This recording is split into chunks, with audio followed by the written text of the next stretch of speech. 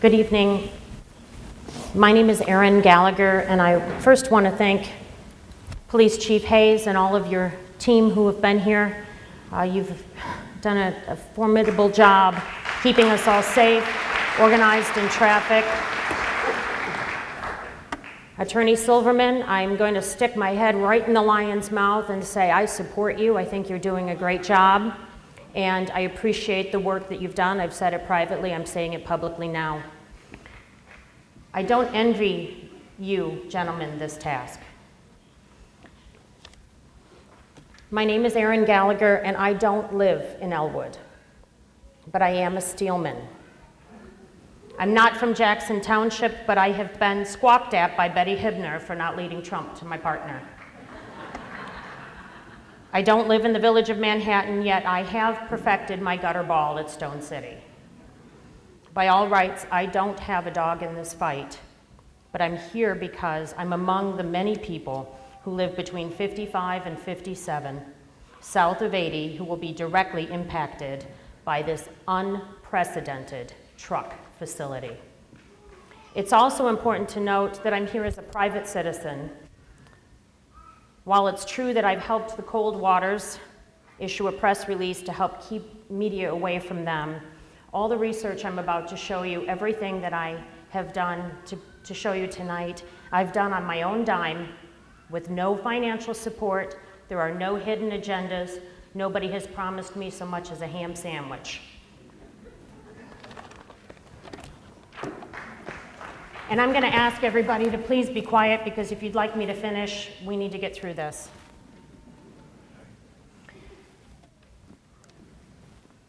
Mr. Robinson, you and I have spent some time talking. Probably, I've asked a lot of different questions from you, and you've given me some answers, and I've been longing for other answers. And I believe you're Ian McDonald, is that correct? That's correct. Okay, so you're the author of the Memorandum of Understanding that asked for the village to issue involuntary annexation for the Cold Waters. You're the author of that memo? I'm the author. Okay, it's nice to put a name with a face.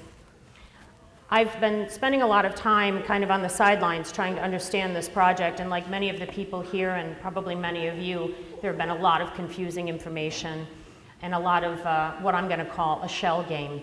So I've decided that because I can, I'm going to try to help debunk some of the facts, and I will promise I will skip over as much as anybody has already said. Mr. Robinson, you have repeatedly testified that the mayor of Edgerton is someone that we can talk to, and that the role model in Edgerton, Kansas is a role model for success. And so I decided to take you up on your advice, and I flew my butt down to Kansas to find out for myself.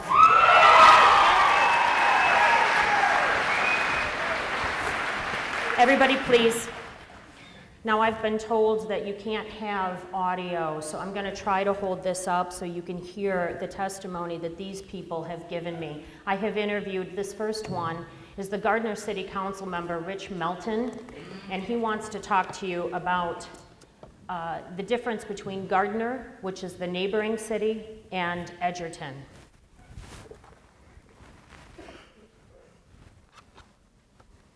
By the way, I was told I couldn't do this, but I decided I wasn't going to be silenced.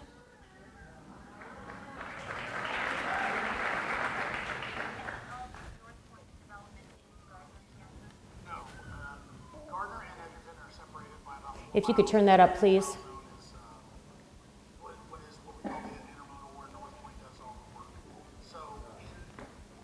I'm sorry, she can't, the reporter can't hear that.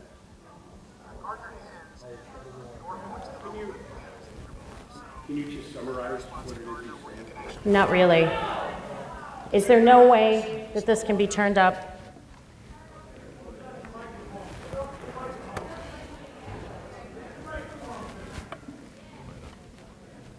Okay.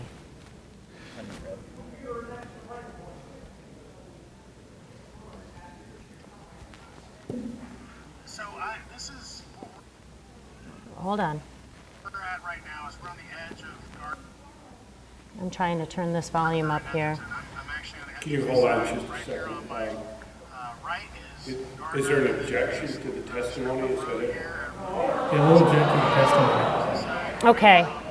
Look, right is can we just have a conversation, Gallagher? Are you objecting to? Yeah, Mr. Silverman, we have witnesses here, and pursuant to the case law for our public hearing and the rules, we have not cross-examined any witnesses, we've listened to them and we want to respond. But when we bring in somebody on videotape that we have no ability to talk to, it's just not quite. I'm sorry, sir. Mr. Commissioner, Chairman, I don't hear you, please. I'm sorry, what was that you said? I thought you were asking me a question. Yeah, this is your testimony and your opportunity to ask questions. So you're saying I cannot play the video? I'm not I'm a lawyer, Sure. first of all, okay? So, How would you like me to proceed, sir?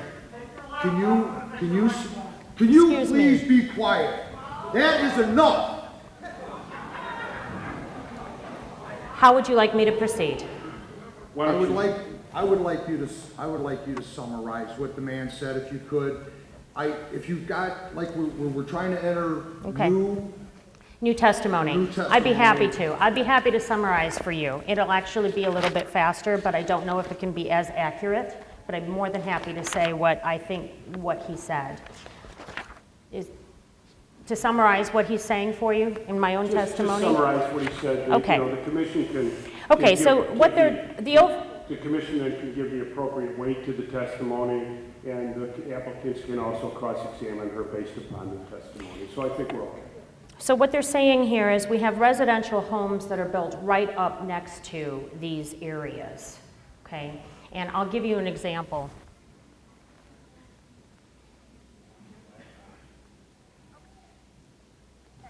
This is my own video here. So on the left, you'll see my finger. That is Gardner, and on the right is Edgerton. So this is all Edgerton, Kansas here.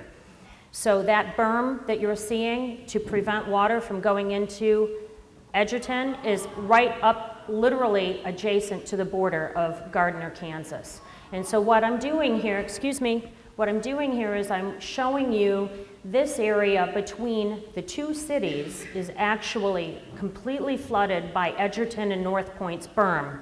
And these people who live in this house, whom I've spoken to, have told me that not only is their backyard flooded, but also their basements are flooded. They are also dealing with loud trucks. They are also dealing with the idling truck noises, and they are also dealing with very, very bright lights. And that is how close these berms are being built to these cities. And what the testimony that I heard from several people, not just the city council member that I just referenced, but there were multiple people who told me that because it is in two different cities, the answer that Gardner receives from the people in Edgerton is, we don't care, it's not in our town, deal with it. And by the way, as far as I understand, Gardner receives no tax benefits, no financial funding, no supplementing from Northpoint whatsoever. That's what everybody has told me. Mr. Robinson, is that accurate? Look, I have worked in the Gardner-Edgerton area on look, Please let him answer so that I can continue. right, look, there are always two sides to the story, is what I will say. I worked at Gardner from 2007 to 2010. We were annexed into the city of Gardner, and then we were subsequently de-annexed. And we were invited to join the city of Edgerton. So what- I would also offer, I mean, you referenced Mayor Roberts. Mayor Roberts actually called me today and said he would be happy to produce himself at one of these hearings, whether it be here or the village. We'll get to that, but how do you answer my question? Okay. And My question So the again, question please. was, does Gardner receive any revenue from this development? Correct? the Consolidated School District, USD 231 does, but from a municipal governance perspective, no, absolutely not. All of our taxes Actually, go- I'm sorry. Actually, what I heard from the superintendent and the state representative was that the school actually got screwed out of $27 million because they were not allowed a seat at the table. Again, if that's a question, I'm happy to answer it. Okay, then I'll if you- continue. Look, if you want to know the full history of USD 231, there have been 2 superintendents since I've been working on this project. The first one, Dr. Bill Gillhouse, was unlawfully fired. There was a $1.8 million settlement with him among many allegations that were made.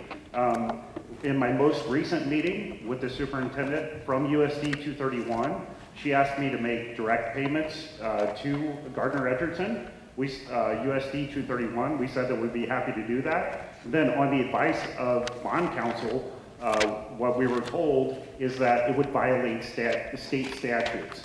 And I know there were prior allegations, but believe it or not, we don't break the law and we have no intention of doing it. And so we are who we say we are. We're not going to do that. We play a clean game. We'll get to that. So I was unwilling to make the direct payments that she requested. So you were unwilling to pay the school district. Got I it. was unwilling to make Okay. an illegal payment. We make 70% of the payments that we make go to the school district. Yeah. So now I'm talking to, this gentleman is Fred Fraley. He's an electrician, and he is a farmer from Gardner, Kansas. Can you tie this into Elwood somehow? I'm responding to the, yes. Yes, I will. Thank you. So what we're seeing from this gentleman, and I will make it available, these testimonies and audio and everything available on my website if anybody cares to see or hear what they actually have to say. But what Fred Fraley is saying here, and it's really unfortunate you can't hear him because the tone of this man's voice is what convinced me to go down to Kansas. And after meeting with him and after talking with the political officials and elected officials and the people in the restaurants and the business owners and the people in the bars in both Edgerton and in Gardner, I can say that after learning what they had told me, I came home and sat on my bed and I cried. What is happening to these people is unbelievable and it is unstoppable. This man said that he had an 80-acre parcel and it was a hayfield. And in his 80-acre parcel, Northpoint built all around him, and he said, this was my dream to have and to hold for my family and pass it on. And Northpoint created their dream, which forced me out, and I want everybody who was involved, and they were talking specifically, he was addressing this to you, to take a very close look. I think he said, everybody who is involved with it to just look very closely. Northpoint will tell you one thing and mean another, and it will be disastrous to some, and beware. And he also told me he didn't understand why I was down there because he said Northpoint is so big that they are going to push this through no matter what. And that he said he had 2 attorneys and 2 expert engineers to show and demonstrate the flooding that happened to his 80-acre parcel as a result from Northpoint's development. And he said, I couldn't even compete. Did Mr. Fraley tell you that he's been sued by the city for illegally filling in the floodplain on that same 80-acre parcel? I have no idea what you're talking about, but I can tell you that I have other people who support him if you'll allow me to finish. So the retention system was built for failure. I can't tell you how many people I had say to me that the retention systems were a farce. And not just one, sir, but multiple people tell me, and I am saying this under oath, hand before God. According to Fred Fraley, after Northpoint flooded his field, he offered to sell 80 acres to them for $32,000, which was half the price of the surrounding acreage. Northpoint was buying land at 62. He offered 32 and was declined. And because the land was already flooded, he ended up selling his land for $17,000 an acre for an 80-acre parcel. And he did it after paying an attorney, 2 attorneys, after paying 2 engineers to try to fight this. And here's what happened. He said, I realized I couldn't stop him and I just needed to get out from under. And here is a picture, the drone, the southern half or the bottom half of the picture, the green area. For those of you who are used to looking at agriculture photos, you can see that that flooding has come. You could see where it's pooled up and swelled to the north of that center line there and then continues down.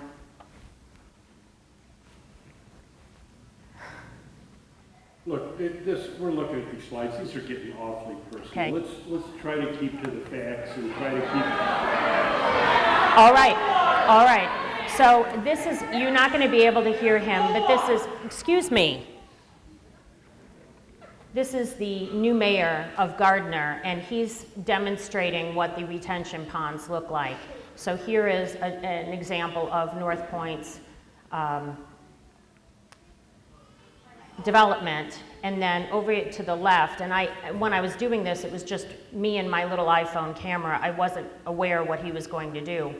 So I was trying to kind of chase him around, but the bottom line is he's going to show us where the retention ponds are, and then he's going to show us the big 4-foot drainage pipes that go in from the left of the screen to the right of the screen and go down into Farmer Fred Fraley's retention, or into his field. So you can tell whether you're at the bottom of the field or at the top of the field, you can tell where the water is coming from.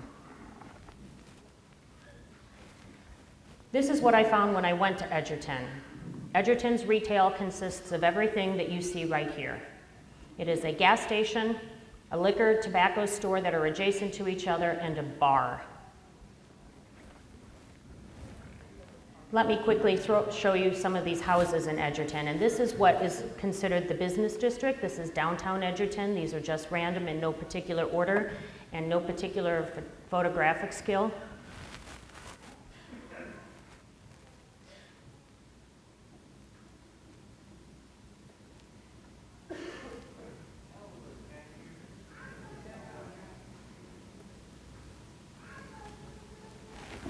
In my opinion, Edgerton does not reflect a multi-billion-dollar community. It reminded me of 53 south of Wilmington when you're heading out of town. That's what I felt like when I was there.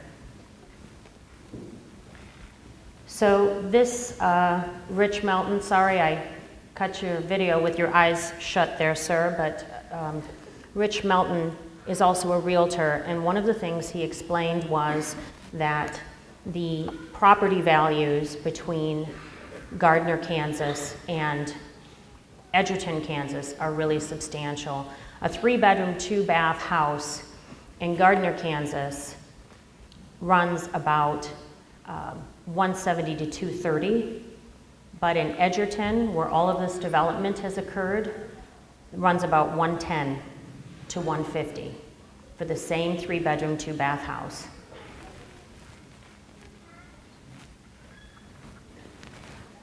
I wish you could hear this because this gentleman spent a lot of time. There were a number of men, and not just these folks, but a number of men and women who took me around and showed me and pointed.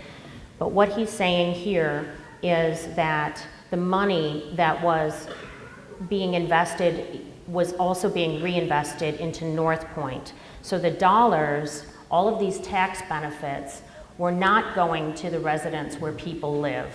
They were going back into more Northpoint structure. I also like to point out that the capital improvement projects that were presented in the Ellers study, so many of these, you've got $10 million, and so many of these are relying upon the fact that Northpoint comes in. I can tell you that the second one, South Chicago from Hoff to Manhattan, isn't even in the village limits. And yet you've got it organized as a major project for capital improvements, and you are counting it toward this big, looming, scary phantom debt. Well, $10 million of it would not be debt if you did not have Northpoint. And I think that you need to tell the staff to go back and get more options. And as far as South Chicago from Hoff to Manhattan is concerned, I think that the cold waters are going to have something to say about that. So here are two neighboring cities that used to get along that now don't. The population of Edgerton is substantially smaller than Gardner. Edgerton is annexed 100%, and Gardner has none. There is a huge difference in the price of houses, and the retail between the two businesses is substantial as well. Edgerton has essentially nothing, and Gardner has a Walmart, hotels, many restaurants, several fast food restaurants. Very different. Some key differences between Edgerton and Elwood. I did promise I'd get around to Elwood. 1,700 acres and growing. It's my understanding that you just announced that you are intention to annex more property on the south of 35. That's correct. That happened when we were here last Thursday. And what I would say is that's a continuation of a successful partnership. We're Yeah. such a bad partner for Edgerton. Why would they do another 575 acres with us? Put a pin in that, because I'll get back to you. What I'm saying here, though, is that when you're taking a look at jumping the highway, Shanahan, you better look out. Edgerton is also not a closed loop. There is nothing about that property, and I have driven it for hours on two separate occasions, the entire property. There is no closed loop there. So this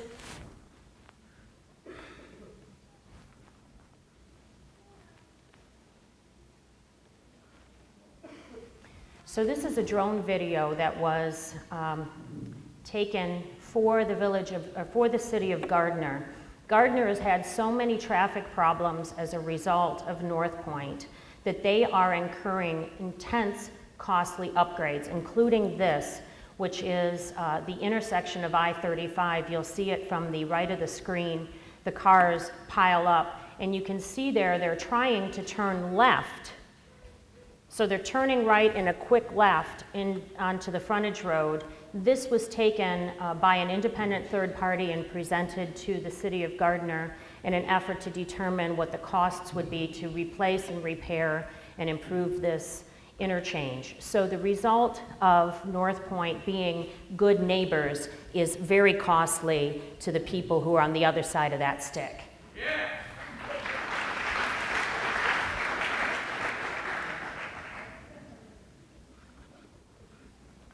So this is the famous bridge, and they call it in town the bridge to nowhere, and I laugh because it really does begin with a road from hell.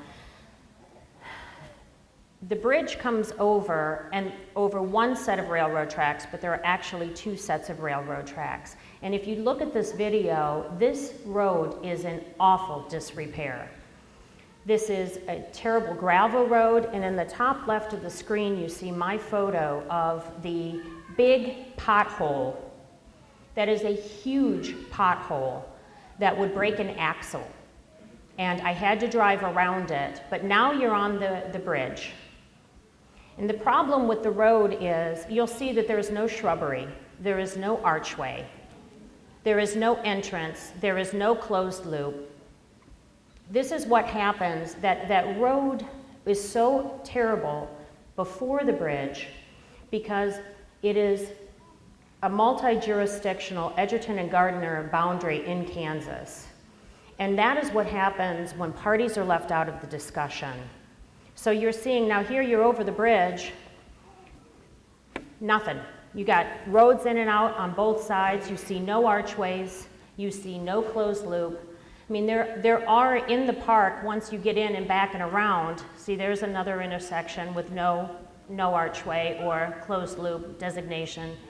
There are a couple of roads that kind of dead end within the facility, and in that sense, yes, I guess one might say that would be a closed loop, but by and large, you can drive north or south, east to west, and see nothing. There's no shrubbery here. There's no beautiful landscaping. This is what you're going to get.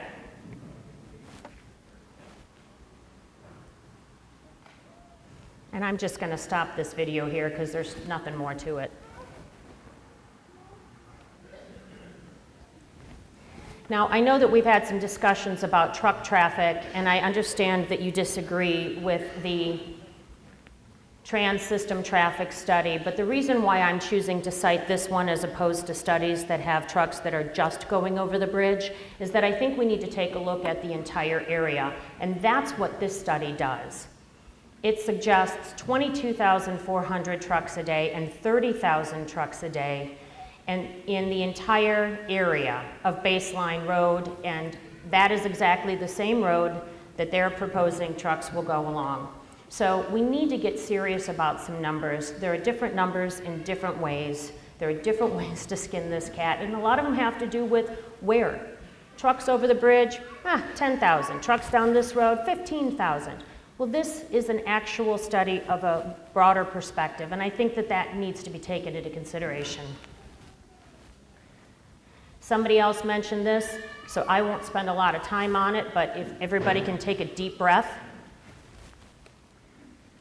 And that's every day. So here, we've already talked about this. I won't go over it. They've already admitted that there will be trucks on 53, despite everything that they've said in the past about keeping trucks off 53. And there's nothing safe roads about that. So let's take a look at pesky employees. This comes from an FAQ sheet that they released earlier this summer, last summer. They're talking about 15,000 full-time jobs in cars, plus another 17,000 for what they've classified as indirect jobs at full build-out. Nobody's had the discussion about part-time jobs. So we're looking at another roughly 32,000 cars daily. And those are cars that are not going to be impacted by the closed loop. So 22.25 cars per minute, plus whatever part-time. So again, this is the picture of Gardner, Kansas, backed up for miles with 21 trucks and 22 cars per minute every day. One bridge cannot possibly be the answer. Every single town will be impacted by this. This is unprecedented. I've heard this rumored, or I've heard this discussion, I think, on the first night about the Arsenal traffic has always been there. Jim Moostis was quoted in the Daily Southtown, traffic has always been there. Let's take a look at that. Medea Wind Heritage Association says that at construction they had 17,000 employees. They are estimating about 5,000 cars when they were carpooling. The high peak of employment was over 20,000 in July of 1942. And I have to get a giggle out of this. A familiar scene at night, this is a newspaper clipping from, I believe, the early 1940s, probably 1941 or 1942. A familiar scene at night and morning on Route 66 and 66A, which, by the way, you're messing with a historical road, too. Between Joliet and the two munitions plants was traffic congestion. It has been estimated that as many as 5,000 cars a day have gone into and returned from the two ordnance plants during the peak of construction. 5,000 a day during the peak of construction. That is absolutely nowhere near what we're talking about. Nowhere near. And what happens when 2,500 women begin driving back and forth to the munitions plants? Scary thought. We grow up and get educated and able to come back here and talk to you.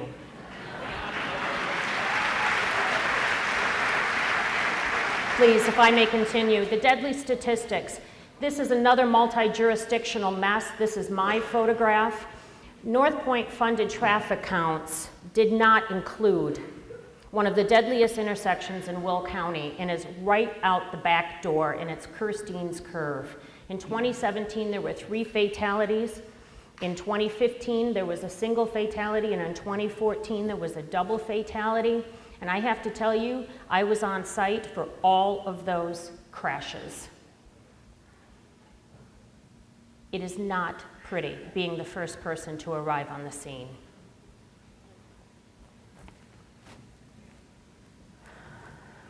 This particular photo was not one of those fatalities, however. I chose not to include any photos from the fatal crashes because there were people likely in this room tonight who were involved, and I didn't want to disrespect them or the people who died.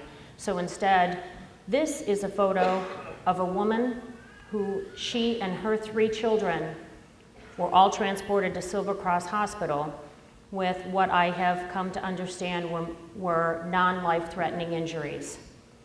There have been so many crashes there, and if we're going to take a look at traffic counts and statistics, we need to take a look at the big, bad, nasty that's right at our back door.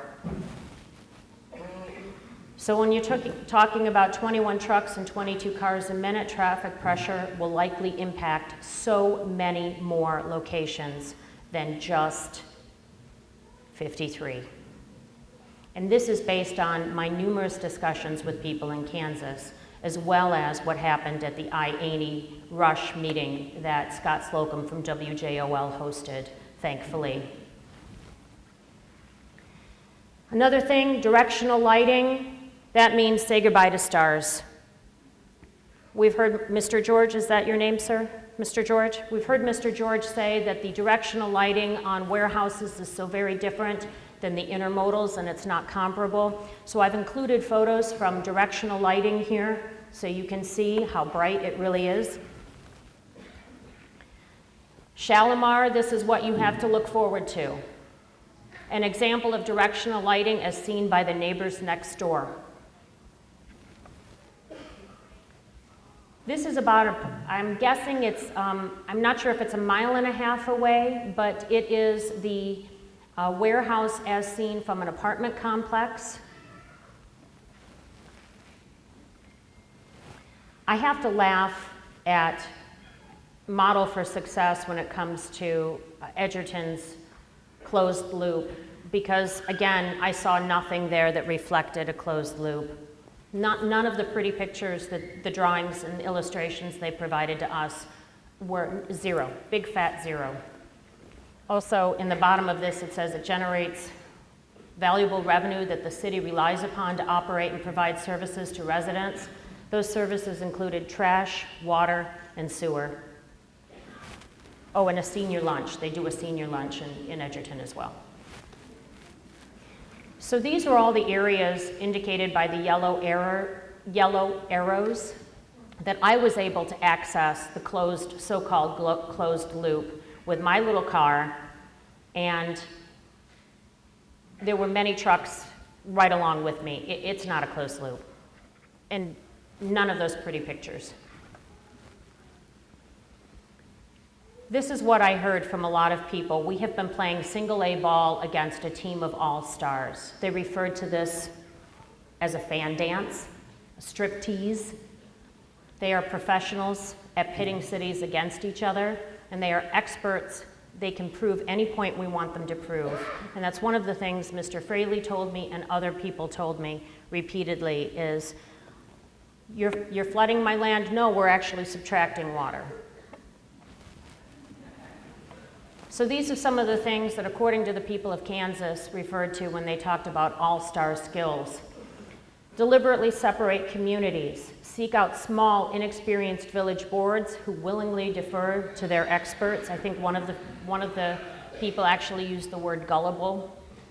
They become de facto village government, and especially in economic development, and I have to say that I have experienced that when I called as a reporter when this first came to light and we were doing stories on it. I called the village and asked the people who answered the phone to speak with either the village administrator or the mayor to get the village's perspective on this. And they kept repeating to me that they were told that if I want the village's perspective, I have to call Northpoint's public relations person. I made 3 attempts to do that, and finally I emailed Mrs. Gibson and did not get a response for a couple of days, and finally got a hold of the mayor. They reveal information in small, incomplete amounts, referring to it as a fan dance. I think we've established that their application here is incomplete. They ask planning and zoning to vote in increments without knowing all the facts. It's my understanding that you're here to vote on only a part of the entire project.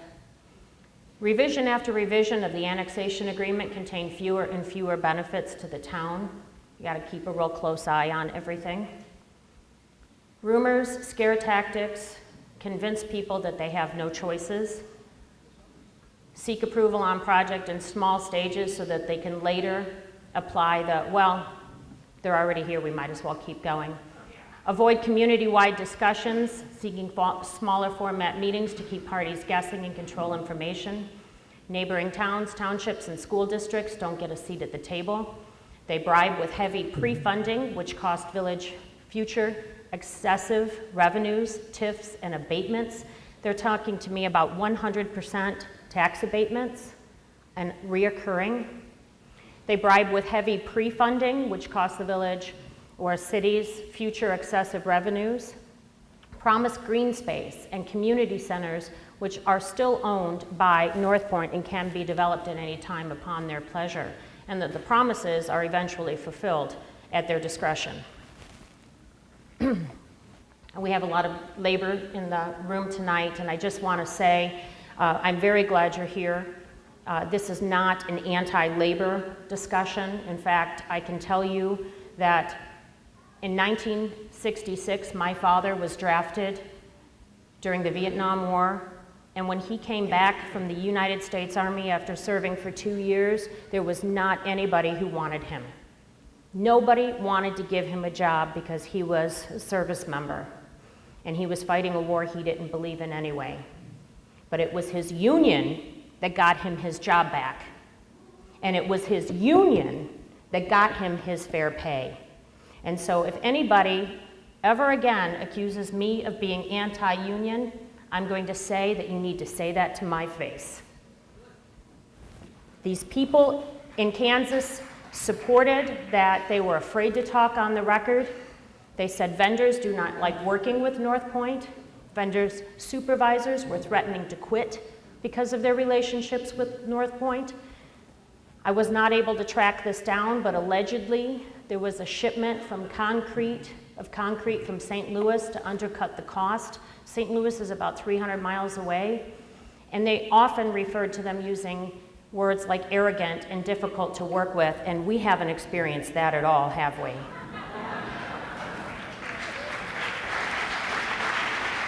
Iron workers, I believe this has already been brought to your attention about the informal picket. The same thing about shame on Northpoint Development. We've already brought this up. It says Northpoint Development should apologize. I'm just curious, Mr. Robinson, you said you've been down there for 10 years. Did you apologize to the Carpies?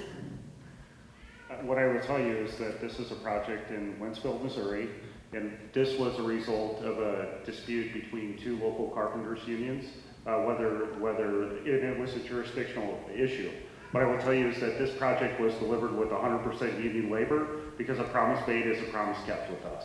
Okay, so the answer is no? Look, I just told you that. I'm just asking you if you apologized. This is beyond the headline. I don't know why I would apologize for a job where we committed to use 100% union labor and then we did. Okay, so we'll move on to the next union dispute. I don't believe this has been brought up, but it says this is actually written by the publisher of the Labor Beacon in the greater Kansas City area. The majority, if not all of the work, will be performed by non-union, by underpaid workers, many from out of town. Northpoint would do everything here non-union. They have no reason to help out in the community. They don't care if the wages they pay go to Texas or California. It is the bottom line. They have a set profit number, and if that can't be reached, guess what? Labor costs need to be cut. And Ms. Gallagher, we really need to get on to your testimony. You're presenting a tremendous amount of what we would call hearsay testimony. Okay, so let me just... We have to remember that we have to keep this hearing fair for both sides. I understand. There's been a lot of witnesses testify. Unfortunately, these people you're quoting aren't here tonight, so give us your perspective. Well, and the reason I thought it was okay because that has been allowed before in this. But I will move faster. Certainly, there's been some hearsay testimony presented. I think you're kind of setting the record, though. Oh, I accept that. So who really owns Northpoint? This source is the Secretary of State. Northpoint is owned by Kansas Corporation No. 2, and it's organized by foreign money.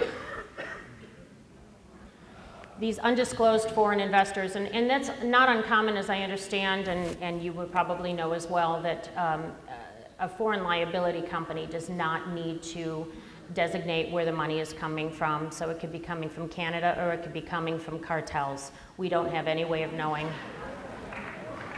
So I can tell you that this is a list of a variety of LLCs that have to be listed in affiliation with Northpoint Development as part of the Kansas Corporation number 2, and there were 7 pages of company listings, and Northpoint Development was number 23 of page 5, and this is relevant. Patrick Robinson said last week that we like to partner with communities that we're in, and I think a number of folks here have talked to Mayor Roberts in Edgerton, where I spent the last 10 years, and I think he would speak to the partnership approach that we have. Here's what I'm trying to say. When Edgerton Mayor Don Roberts ran for Kansas State Representative, it was one of the most heavily funded races in state history. All of the people shown here from Northpoint have maxed out their personal contribution campaigns to Edgerton Mayor Don Roberts for state representative, according to at least one of the campaign filings that I found. Now, the timeframes vary from state to state, so I can't articulate exactly how much or at what point. But at this particular juncture, then all of the companies on the right, Northpoint, Edgerton Land Holdings, and all of these all have the same address and have the same agent as Northpoint. And surprisingly, and really not surprisingly, at the bottom is a St. Louis concrete company.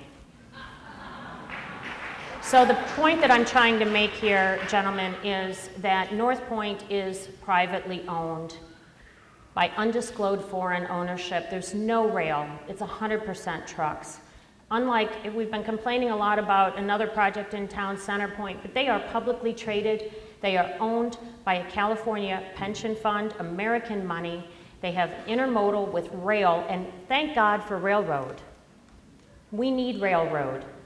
They are accountable to a board of directors, and they also are accountable to the SEC. So when it talks about where does the buck stop, Northpoint, the buck does not stop. They're not accountable to anybody but themselves. And that was the main theme that I am bringing back to you from Kansas, is that they were not accountable to anybody but themselves. This is Kansas State Representative Bill Sutton, and he talks about the art of the bad deal. I really wish that you could hear this because it's impressive, but what he basically says is, and he talks to each one of the 4 of you gentlemen, and he says, number 1, keep everybody at the table. It is critical that everybody be having discussions. He says the school district lost $27 million and they had nothing to do with it because they were not at the table. He also said, pay attention to traffic.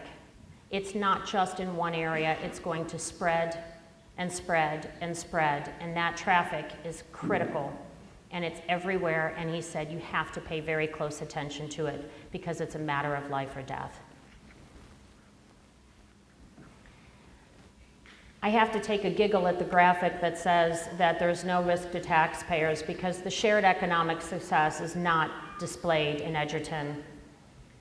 If you ask who Northpoint assumes all risk, don't talk to the school district because they will disagree. Northpoint pre-funds infrastructure, but at the expense of long-term 100% tax abatements plus TIFs, along with waiving building fees, tap-on fees, unknown other costs. And the problem here is that you don't know what they are. You haven't seen the finalized annexation, and this $10 million in capital improvement is only necessary if Northpoint comes in. I'm just going to let you read this for a minute. A yes vote means goodbye to Stars Forever. This debt is a smoke and mirrors fear tactic. Elwood has a moratorium on industrial, and there's a good reason for it. There's time to find something better, gentlemen. There is so much time to find something better. You have some looming debts and tax payments you have to take responsibility for, but there are always, always, always options. And this project is wrong for Elwood. So I talked to the mayors of the neighboring communities, and I said, we need to form a Friendly Boundaries Coalition, and they agreed. So I think you can eliminate the fear that so-and-so is going to come in and take over. Mayor of New Lenox, Tim Balderman, said yes, he will come to the table. Joliet Mayor Bob Odekirk told me personally, yes, he will come to the table. Manhattan Mayor Jamie Doyle has been working on this. Of course, he says yes. And Shanahan Mayor Missy Schumacher said yes.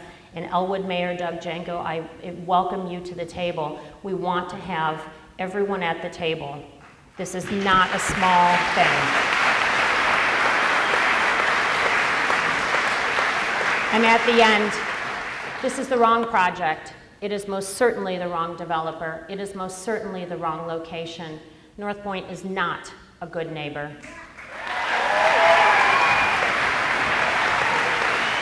Excuse me, my last slide. The question then to the four of you is, what kind of neighbor are you going to be? In Elwood, the buck stops with you, and the ultimate question is, what is your price? And I'm done.